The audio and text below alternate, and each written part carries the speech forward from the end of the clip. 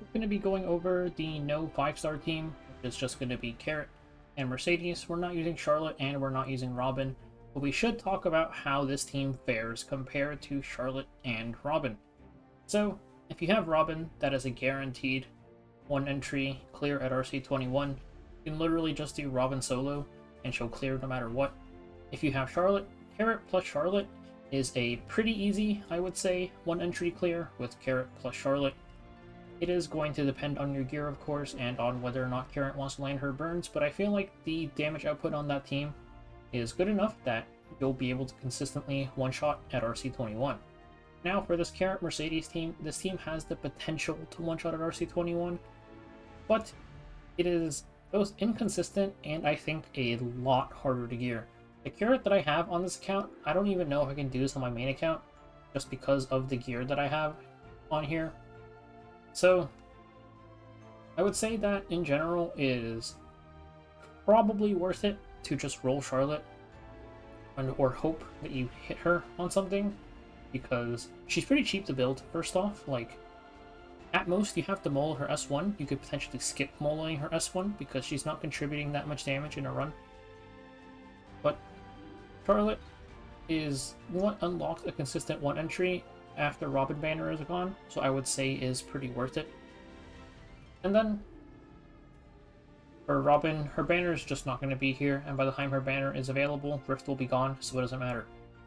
Anyways, for this team, we've got Robin and Mercedes. The dimensional horns we're using, burn damage on row 1, row 2 doesn't matter, none of these work. Row 3, we want the duo device, greater attack buff and vampirism, really nice. More damage and also sustain, so we don't need a healer.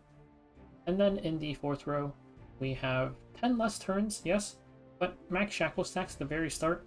This makes up for it. So now we can take a look at their stats. First up, let's take a look at Mercedes. For Mercedes, I have her on Destruction Crit just because this is a newer account. You could go for Torrent, that would be higher damage of course. And I'm also super overcapped on crit chance and crit damage, but I think, like, obviously you would want more attack, but my Carrot kind of evens out this overcapped crit chance and crit damage. I have her on Team Imprint because Carrot is doing probably like 3/4 of the damage in the run, so I figured the attack onto Carrot is more useful than the attack on Mercedes. For Artifact though, Magic for Friends, this is RNG of course, because it's just a chance to activate, and since we only have 2 people, the chance is actually lower than usual.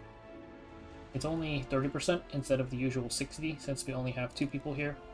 But this is still going to be your highest damage artifact.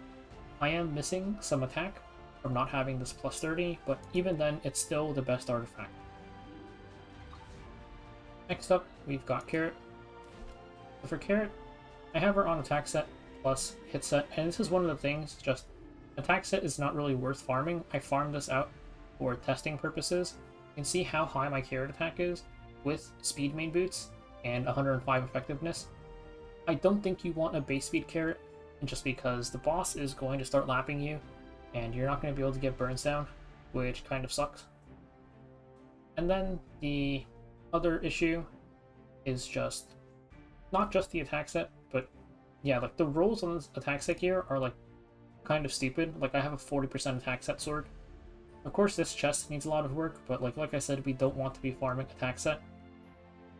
So this level of gear is still just an inconsistent one-shot, which is why I think this team is not that great for consistency. Both the actual inconsistency because of Carrot burns not ignoring F-res like Robin does, and also just how hard it is to gear this. I am missing a little bit of flat attack here, and then for Artifact, I'm using Frantic Flight, which is going to be your best in slot, I think. This is also a limited artifact that you can't even get anymore. So this is, yeah, this is pretty hard to gear, plus, like, limited artifact. But this is my Carrot stats. And then I should also mention, just, if you are stuck with this, let's say, and you're struggling to one-shot, I think you should just add RNG to your run.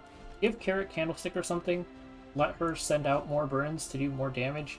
Like, even if that messes with your consistency and you lose some consistent damage from not having an attack stacking artifact, especially if like Frantic Flight is gone and you don't have it. Candlestick adds RNG, sure, but you're guaranteed to clear with this team 2 entry, and it's better to have like a slightly worse 2 entry that's still 100% with a chance to 1 entry than just always 2 entry. Anyways, that is it for the stats, and now we can take a look at the run.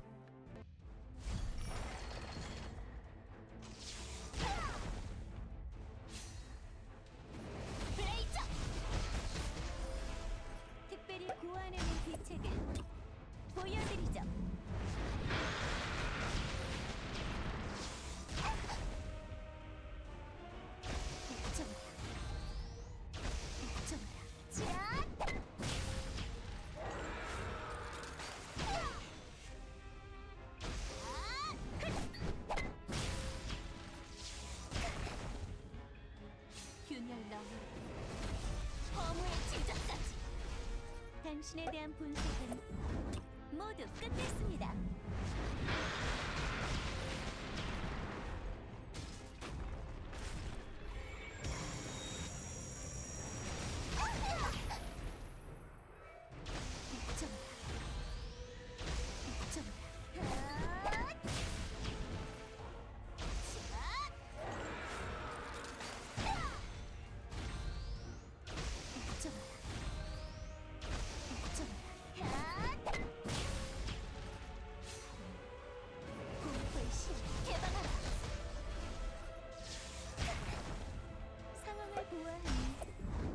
제가 이길 가능성이 높습니다.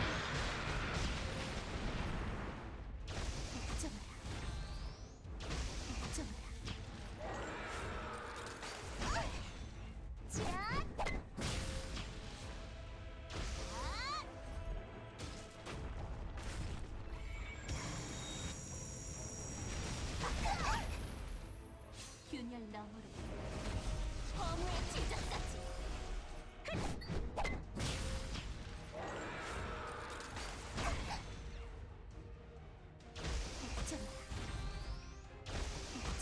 특별히 고안하는 대책을 보여드리죠.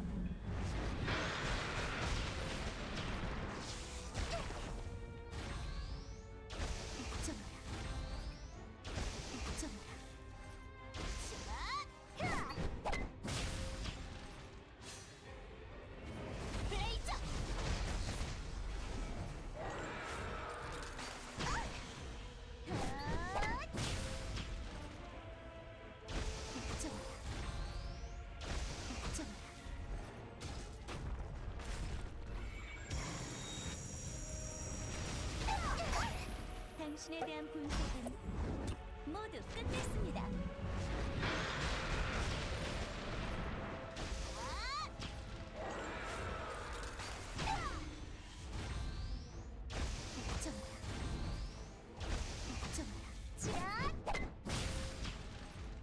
균열 너머로 허무의 지점까지.